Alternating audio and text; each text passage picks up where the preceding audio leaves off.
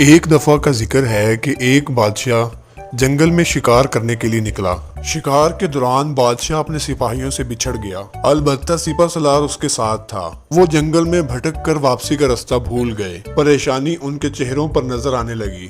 ابھی تھوڑی ہی دیر گزری تھی کہ اچانک سپہ سالار چیخا، بادشاہ سلامت، وہ دیکھیں ایک جھونپڑی نظر آ رہی ہے، وہاں چلتے ہیں، یقیناً ہمیں وہاں سے مدد ضرور ملے گی۔ وہ جھونپڑی کے قریب پہنچے تو سپہ سالار نے آواز لگائی، کوئی ہے؟ تھوڑی دیر میں ایک شخص باہر آیا۔ بادشاہ اور سپہ سالار نے جیسے ہی اس شخص کو دیکھا، حیرت کے مارے دونوں کی آنکھیں پھٹی کی پھٹی رہ گئیں۔ وہ شخص ہو بہو بادشاہ کا ہم شکل تھا۔ دونوں حیرت سے اسے دیکھتے رہے۔ پھر سپہ سالار نے کہا، بات یہ ہے کہ ہم شکار کرتے کرتے راستہ بھٹک گئے ہیں، کیا تم ہمیں راستہ تلاش کرنے میں ہماری مدد کرو گے؟ کیوں نہیں، مگر اب لوگ کافی تھکے ہوئے لگ رہے ہیں، کچھ دیر میرے غریب خانے میں آرام کیجیے۔ ٹھیک ہے۔ وہ یہ کہہ کر جھونپڑی کے اندر داخل ہو گئے۔ کیونکہ وہ کافی تھک چکے تھے، اس لیے بادشاہ سلامت کی جلد ہی آنکھ لگ گئی، جبکہ سپہ سالار کی آنکھوں سے نیند کوسوں دور تھی۔ وہ کسی گہری سوچ میں گم تھا۔ تمہیں معلوم ہے اندر سونے والا شخص کون ہے؟ جی، کوئی امیر شخص دکھائی دیتے ہیں۔ وہ اس ملک کے بادشاہ سلامت ہیں۔ کیا واقعی؟ ہاں، اور شاید تمہیں نہیں معلوم کہ تمہاری شکل ہو بہو بادشاہ سلامت سے ملتی ہے۔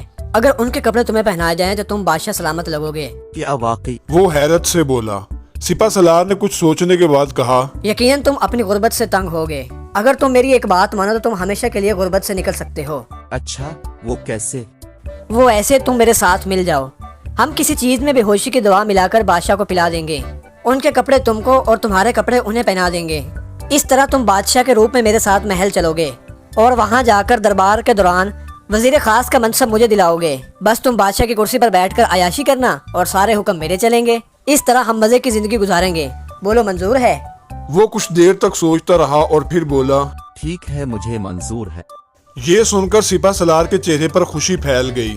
صبح کا سورج طلوع ہوا اور چاروں طرف پرندوں کی آوازیں چہچہانے لگی۔ بادشاہ سلامت بیدار ہوئے تو اس شخص نے ان کے لیے ناشتے کا انتظام کیا۔ سپہ سالار نے آنکھوں ہی آنکھوں میں اشارہ کیا، جس پر اس نے ہاں میں سر ہلایا۔ پھر اس نے سپہ سالار اور بادشاہ سلامت کو قہوہ پیش کیا۔ دیکھو، میں ان کپڑوں میں بالکل بادشاہ لگ رہا ہوں نا؟ ارے واہ، تم تو اصلی بادشاہ ہی لگ رہے ہو۔ تم نے بہت عقل مندی کا فیصلہ کیا ہے۔ بادشاہ کو ہم یہیں بھٹکنے کے لیے چھوڑ دیں گے۔ اب ہم محل میں راج کریں گے۔ چلنے کی تیاری کرو، راستہ تو تمہیں معلوم ہی ہے نا؟ یہ کہہ کر وہ دونوں وہاں سے چل پڑے۔ محل پہنچ کر سپہ سالار نے اس سے کہا، آج شام کو جب دربار لگے تو تم وزیر خاص کو اس کے منصب سے ہٹا کر گرفتاری کا حکم دے دو گے اور اس کی وجہ یہ بتاؤ گے کہ اس نے آپ کی غیر موجودگی میں ملکی نظام کو صحیح طور پر نہیں سنبھالا، اور پھر وزیر خاص کے منصب کے لیے میرا نام تجویز کرو گے۔ ٹھیک ہے، اب جیسا کہیں گے میں ویسا ہی کروں گا، لیکن میرا خیال ہے کہ یہ کام ہم کل کریں گے تاکہ کوئی شک نہ کر سکے۔ ٹھیک ہے، کل شام کو یہ کام ہو جائے۔ یہ کہہ کر سپہ سالار وہاں سے چلا گیا۔ شام کو جب دربار لگا تو آج دربار میں معمول سے زیادہ افراد موجود تھے۔ دربار میں تمام لوگ بادشاہ کا انتظار کر رہے تھے۔ بادشاہ سلامت دربار میں تشریف لائے اور شاہی کرسی پر بیٹھتے ہی کہا، آج ہم ایک اہم فیصلہ سنانے جا رہے ہیں، وہ یہ کہ ہم ایک غدار کو اس کے انجام تک پہنچائیں گے۔ کون ہے وہ عالم پناہ؟ ایک وزیر نے پوچھا۔ بادشاہ نے ایک نظر دربار پر ڈالی۔ غدار سپہ سالار جابر ہے۔ سپہ سالار بادشاہ کے قریب جا کر بولا، یہ کیا بکواس کر رہے ہو تم؟ وزیر خاص کو ہٹانے کو کہا تھا تم کو، اور تم یہ کیا کھیل کھیل رہے ہو؟ ابھی میں تمہاری سب کو حقیقت بتا دوں گا کہ تم بادشاہ نہیں بلکہ اس کے ہم شکل ہو۔ بادشاہ مسکرایا اور بولا، تمہیں ابھی معلوم ہو جائے گا کہ حقیقت کیا ہے۔ تم حیران ہو رہے ہوگے کہ یہ سب کیا ہے۔ میں تمہیں بتاتا ہوں، اصل بادشاہ میں ہی ہوں، اور وہ میرا ہم شکل غریب انسان ہے جسے تم میری جگہ بادشاہ بنانے آئے تھے۔ جب تم نے اس شخص کے ساتھ مل کر ہمارے خلاف سازش کی تو بظاہر وہ شخص مان گیا تھا، مگر اس کے ایمان نے اسے ایسا نہیں کرنے دیا۔ اس نے مجھے بے ہوش کرنے کے بجائے تمہیں قہوے میں کچھ ملا کر بے ہوش کر دیا، اور مجھ سے اس نے ساری حقیقت بیان کر دی۔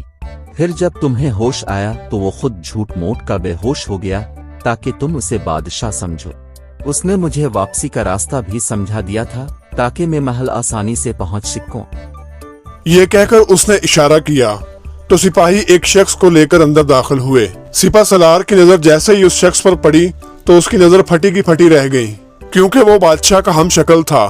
پھر بادشاہ اپنے ہم شکل سے مخاطب ہوئے، ان ایک انسان، کیا تم بتانا پسند کرو گے کہ تم سپہ سالار کے ساتھ مل کر بادشاہ بن کر آرام کی زندگی گزار سکتے تھے؟